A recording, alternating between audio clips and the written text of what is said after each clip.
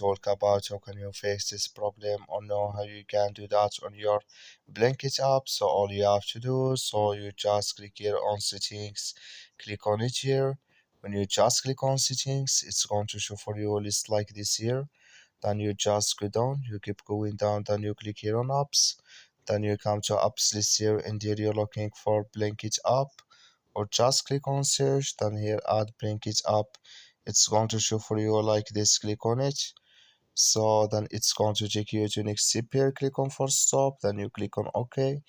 Then you go down, just click here on storage, come to storage list here, just click here on clear cache. Then all you have to do, so you just go to your Play Store, click on it here.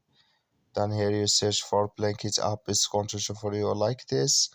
You will find here update, click on it, and it's going to work with you. That's all you have to do. Thank you for watching. Don't forget to support us by liking, subscribing.